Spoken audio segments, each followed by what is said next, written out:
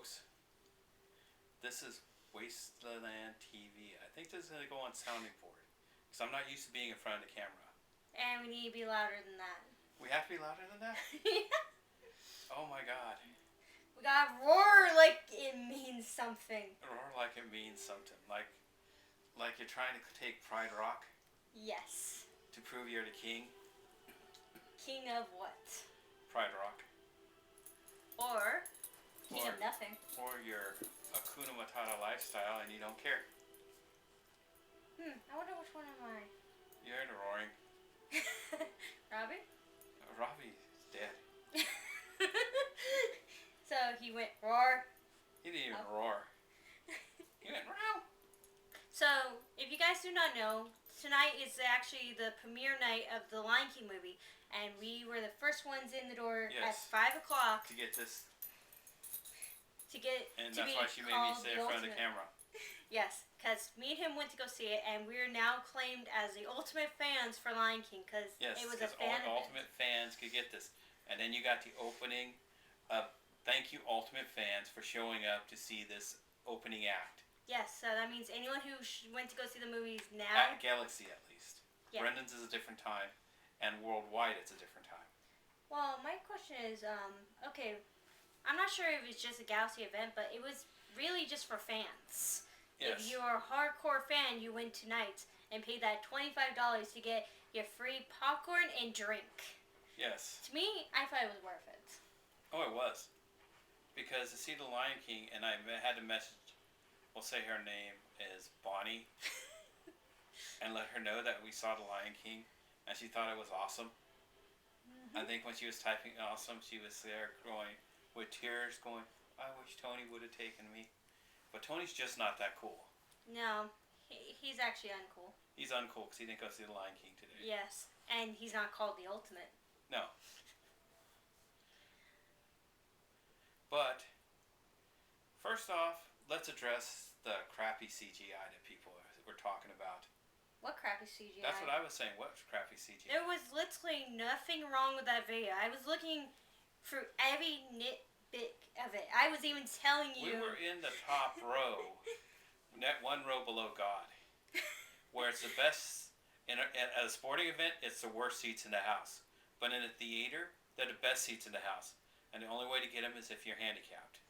Yes, and we even got a chance to ride the elevator in there. Yes, the special elevator for handicapped people. Yeah, and we saw like seats like destroyed in the back. Yes, it was a graveyard of dead seats. But basically, I don't see how they can say it was crappy when they never went to go see the film. They're just judging it from the trailer. You think maybe they were judging it from the last previous movie? Because you had Dumbo already and Jungle Book. But I saw Dumbo this week, and Dumbo wasn't that crappy unless he looks really crappy on CGI, on HD or on the theater. But I doubt Disney would do that to themselves. No, I went to go see Dumbo in the big huge screen, and I saw nothing wrong with it. But I saw Aladdin, I saw nothing wrong with it. And everyone's saying that's the worst movie, and it didn't make the money it should have. No, it made top 20 in grossing films for the summer so far. But it can still be pushed out because the summer's not over yet. But what really says crappy CGI? I would say Sonic the Hedgehog, tell you the truth, even though you're the Sonic fan. I'm sorry. I have to, at this point, agree with your haters. After seeing The Lion King. No, don't become a hater. Don't become a hater. You're becoming a sheep.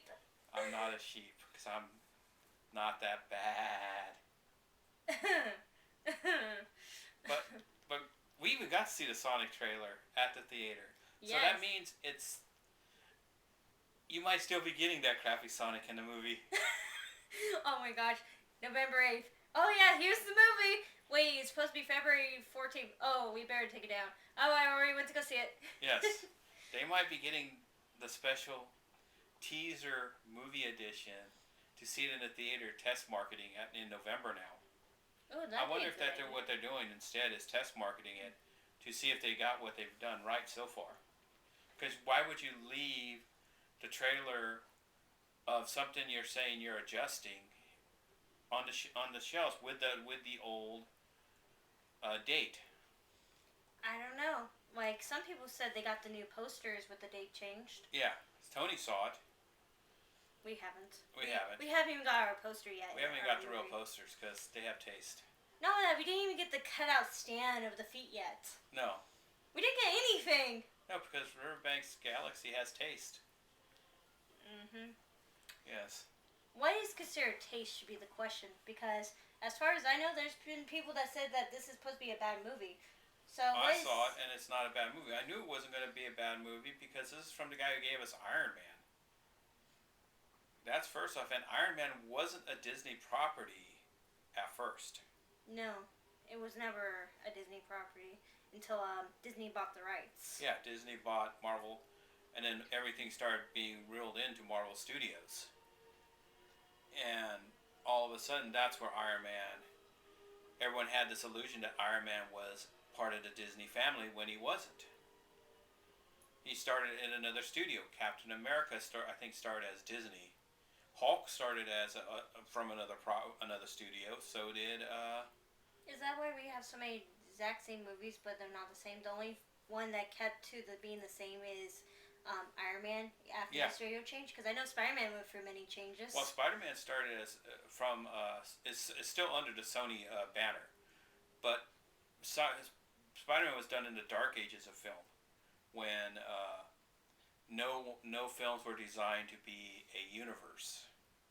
So Spider-Man was his own little universe. Fantastic Four was their own little universe. X-Men were their own little universe. And Marvel was happy because they're collecting royalty checks. And then Disney bought Marvel, and then all of a sudden we go, we want to scoop up all our license back. And then all of a sudden it's like 20th Century Fox says, no, we don't want to give X-Men back. Sony, no, we don't want to give Spider-Man or the Fantastic Four back. But we will give you the Hulk back. Why that? Because the Hulk, no one was happy with the Hulk. Hulk was like the Sonic the Hedgehog for the Marvel Universe. And the funny part is, the CGI wasn't as insulted as bad as the actors playing him. True. Eric Bana, no one really cared for it when they saw it on the big screen. Ed Norton hated the role because they wouldn't let him do what he wanted, so he went out and lambasted the film anyways. And so that's why it does this long gap between Hulks. And then all of a sudden the Avengers, they put the Hulk back in it. And gave him an actual role. Yeah. Instead of just making him mad all the time. Oh, he was mad in the first appearances. They acknowledged the other films because the other two films exist in the Marvel Universe. They weren't thrown out, unlike Spider-Man's first 5 films. Because the Sam Raimi arc finished, because Sam Raimi was done with the license. Then they wanted to reboot it again with a new director and a new actor. So then all of a sudden it's like, okay, no one was happy with the cool skateboarding Peter Parker. And neither was I, but I do like Andrew Garfield is better in other films other than the Spider-Man's license. That's what I'll say about that. But going back to The Lion King, we lost track. Yeah. Thank you so much. Hey, at least we didn't get into this Spider-Verse, because that was all made with CGI and all that. That was technically borderline video game CGI, and no one complained about that looking crappy. No. Because it's like you've got the Spider-Verse, and then you've got like the Lion King level of CGI. And you're going, this is really... Spider-Verse was a beautiful film for a 2D animated computer film, but it was no Toy Story or Lion King. Mm-hmm. And that's the problem, where everyone's picking and choosing, and everyone's judging everything by maybe video game standards. Because overall, most video games have crappy CGI in the thing, because they got to put in a budget for buffering of the little mini movies inside of it. Mm-hmm. But with The Lion King, it's like I enjoyed it because it has a lot of songs that made it what it was. They didn't take away from the characters. No, I think they added a little bit more history with Mufasa and Scar's point of view. Oh yeah, Because you find out in the movie that Scar and Mufasa actually fought a lot. they were brothers, and I know that. I thought they were two rival lions. No, they said right in the beginning of the movie. What we should have done is watch the original movie, but maybe that would have hurt us. Yeah, because we're going back to the original movie idea. The original movie idea is to be loved, and I think that's what's hurting the Lion King the most. It was too early to be made like Aladdin. They're both shown or found in their original form still today, and the audiences that grew up with it are still sharing it with the generation after. It's not like Cinderella. It's not like Sleeping Beauty, Dumbo. Um, their generations don't share it with their. They were too old to really share and enjoy their experiences with the film with their generation, because it was two generations before those films actually hit the market in a form that could be shared with broad audiences, unlike Lion King, Aladdin, Little Mermaid, Beauty and the Beast. They were shared in forms that people could share and digest and share again. And it's like, that's why they're too fresh in our hearts. And that's why it's like when the director, John Favreau, said, I want to keep the film as true as possible because this is my favorite film.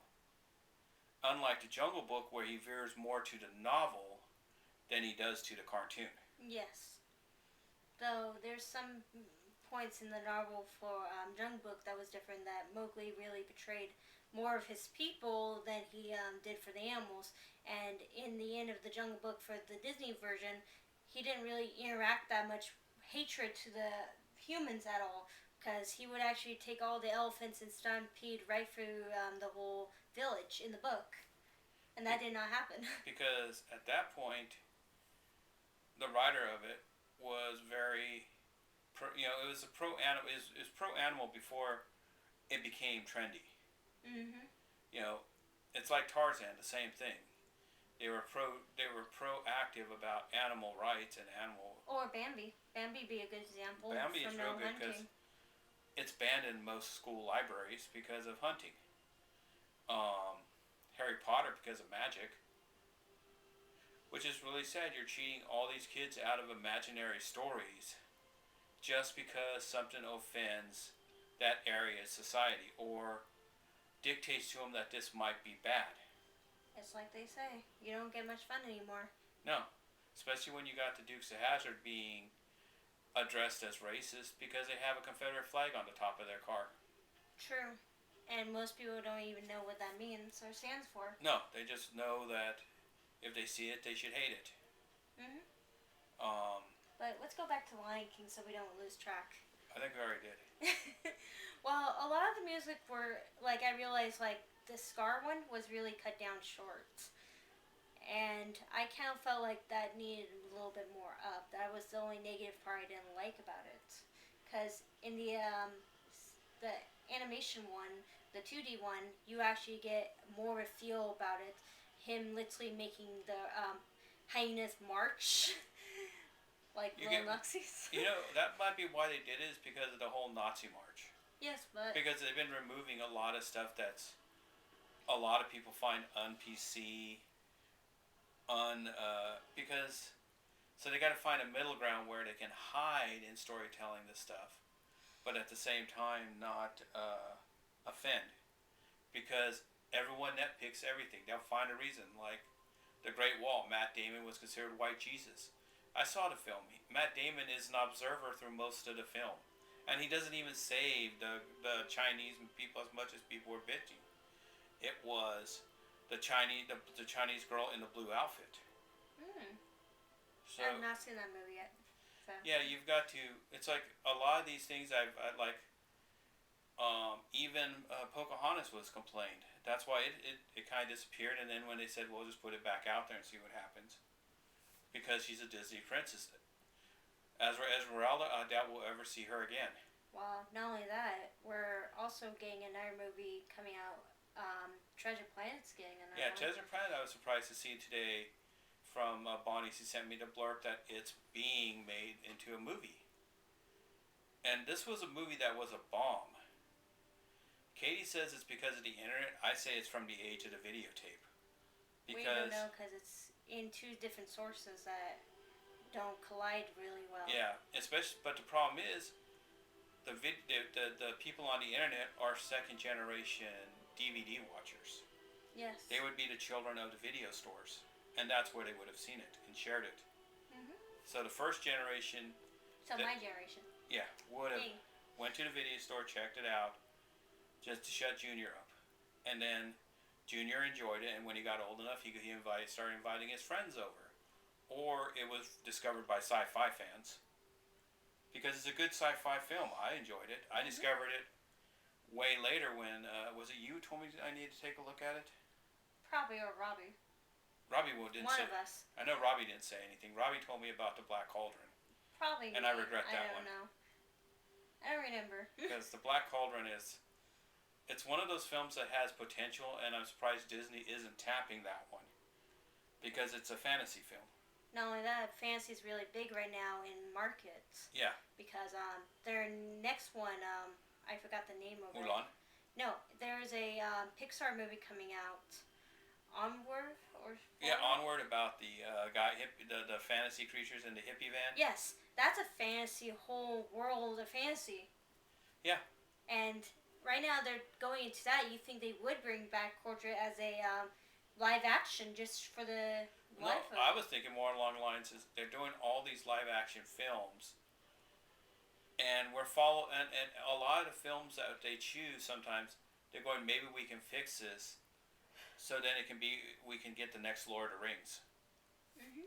Because what I was finding funny is right after the end of Lion King, you kept on saying, "I don't remember being so much Game of Thrones." Oh yes, it was. It's like I forgot that the Lion King was so much Game of Thrones, and you don't realize it that when you watch it, you go the first time you go and you never see it until after you've seen 7 seasons of Game of Thrones, and you go, "Wow, this is really Game of Thronesy." You think maybe they took the inspiration from it, or Maybe.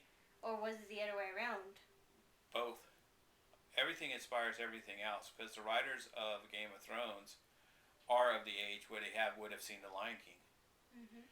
And the Lion King is just based off a class ascension of royalty and family, because the brother never gets the throne, only the bloodline. So he had to kill all the heirs just to get the throne. But he could never get his hands dirty. That's the problem with Scar. Problem is, Scar only wanted to get his hands dirty to kill Mustafa, because he had a grudge to settle. Mhm. Which I found it kind of amazing how they turned that whole moment at the end. This is spoiler alert, so please don't watch. It's not really a spoiler alert. If you've seen the animated Lion King, it's not a spoiler. Oh, my mom literally, her first words when we told her we were going to go see this before I was going to take her to go see it, "Oh, please, don't give me any spoilers." Okay, Mufasa dies. There, spoiler, I didn't even have to go see it yet. It's not like Mulan, where we saw the trailer, and Mulan looks like it's varying very heavily from the animated source and going more to the historical source of the Mulan story. And that's alright, but the sad part is we don't want Disney to do it. Disney already had a Mulan movie, and we're expecting a remake of that movie. And not, I think what Disney's looking at is fine. You can give us another Maleficent. And if it does well, more power to us, because we have Jet Li and Downey Yoon in the cast as characters, and they're the biggest Chinese actors on their mainland. So all of a sudden you've got a film that it may tank in America, but it will do well overseas. And there's more Chinese bodies over there than there are in America. True. And they probably would enjoy it more, yeah, knowing that they got them right. Uh-huh. Then it makes me question that, is the actual Mulan movie not allowed to be in Japan? Did they actually cut it off? No, it's fine there. Yeah, but I'm saying, if it offended that much... It never offended anyone. Disney doesn't offend as much overseas as it does in America. Yeah, but you think that if they had to make sure that this movie is such Okay, talking to offend. Supposedly, The Lion King was supposed to offend the Japanese people because it's a ripoff of Kimba the White Lion. I said it. But the problem is, the creator of Kimba the White Lion goes, "We've been ripping off Disney for years. This is an honor. This is an honor for Disney to rip me off." And it's like all of a sudden, it's like it didn't make the anime buffs happy. I'm an anime nerd too, but those guys are nerds that don't know what they're talking about. They just want to be angry about something. Not only that, Kimba the White Lion kept going. I mean, yes, he became king, but it never ended. No. It never actually had a true ending because they would add on to each episode. But did The Lion King ever have a true ending?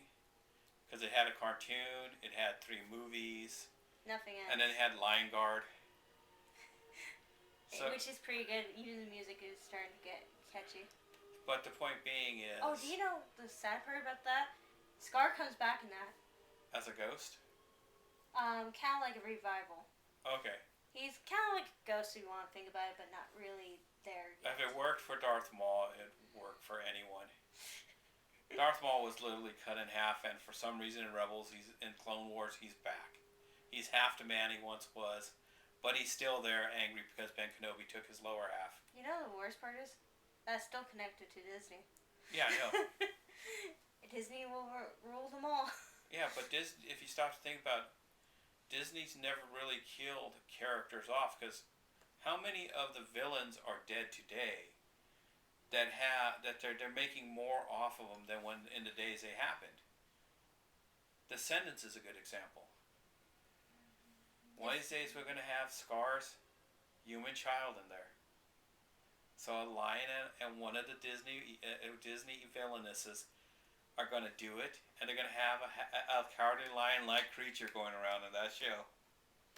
No. You know why I'm thinking more of Descendants? It's going to be Scar and Cinderella's stepmother's cat, Lucifer. Okay, how is that cat supposed to pop out a full-size lion cub? Fantasy? Okay, you go back to you write this as a fanfic. I mean, come on, shipping has made sure Godzilla and Mafia are together. Okay, you go and write this fanfic after we finish this about those 2 creatures, Scar. But you know why I was really shocked? If you look at the bonus features when they talked about the storyboard moments of Lion King, there was a scene where Scar won Nala as his queen. Here, they didn't do that at all. No, they changed it to the correct form of ascension. For him to truly be accepted as king, he has to marry his brother's wife. Mm-hmm. And that's the true ascendance of the throne. Then he can kill her and marry Nala. But in the other thing, he was just going to marry Nala. He's already king. He doesn't care. Yeah, because he's a villain. It's more villainous for him to marry a princess. But I was thinking is, because of that, was he actually truly king or never been king yet? In the Lion King, they're kind of vague about it, that he might have been king because he was the older brother, but he was brutal, and Mustafa had to step to the plate and save the land. No, I meant once Mufasa's dead, Simba runs away. He claims himself as king, but he was never truly king by his people. He was king by his people, but Rafiki never crowned him king. Because remember, before Simba ascends, Rafiki does this. Yeah. Acknowledging the fact that Simba is now king. So really, Scar was never truly king. He was never crowned king. He assumed the throne like a conqueror. And you know the funny part is, in the original Lion King, Rafiki never did that. No. At the end. No, he just hugged him and just said, "Time to go." Like I said, there are certain subtleties to the film they fill out and give you more of the cultural things. And like I said, the subtle little elements that they added to it really makes it more Game of Thrones than what you would notice in the original animation. So I wonder if they were tailing for Game of Thrones people. They might have, but they know that Lion King's audience is still adults who still remember the good of the other movie, but you got to give them something a little bit different. You got to give them more meat. That's why they fill out Simba and Mustafa's relationship, Scar and Mustafa's relationship. because we get all of Simba and Scar's relationship in the film. That was in both films. It doesn't need to go beyond that. But those characters are very, because I think Mustafa's screen time in the other thing was less than 15 minutes. Yeah, we actually do get a little more time, but it still follows the exact same formula. Yeah. Which is not really easy to do. No. And not only that, especially with the fact that the movie takes a lot from Walt Disney's old films of The Wonderful World of Disney for a lot of scenes they cut with the lions and the other animals.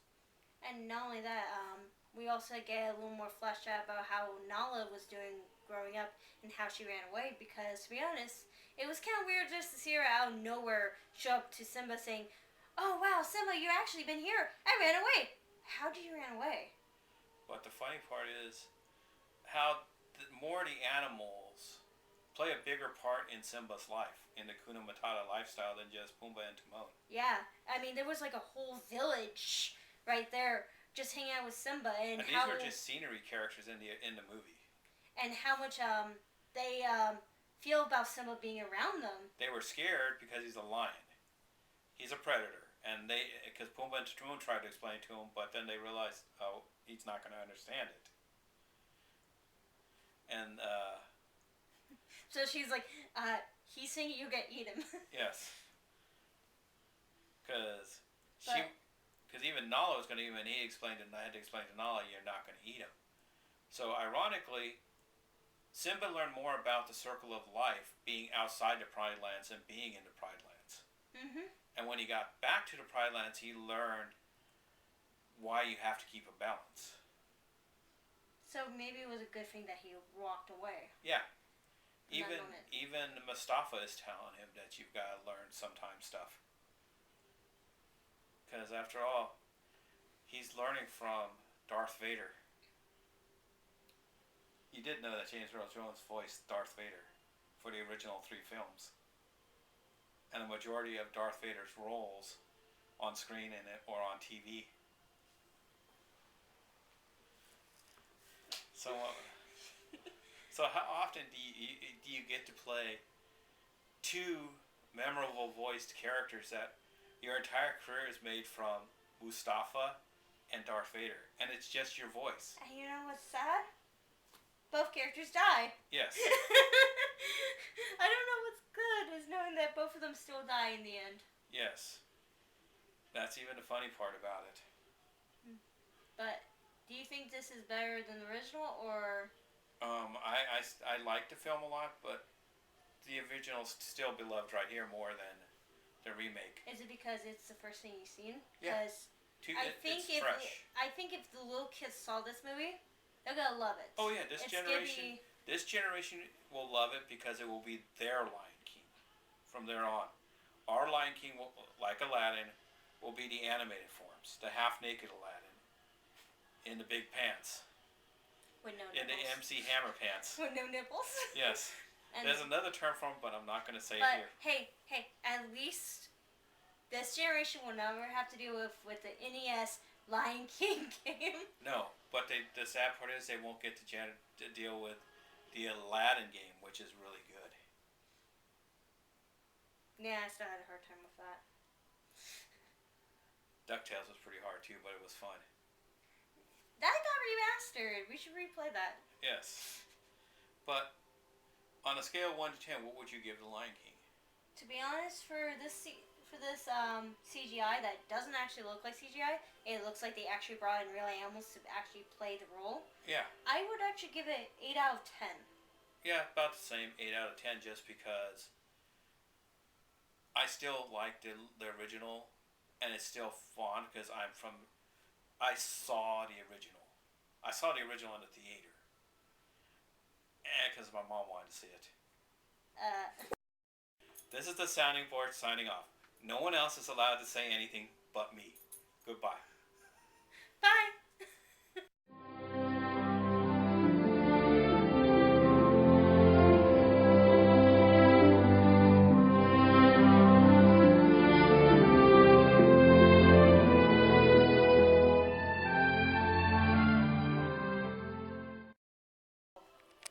I have my own Inner visuality here. Inner visuality? What is inner visuality?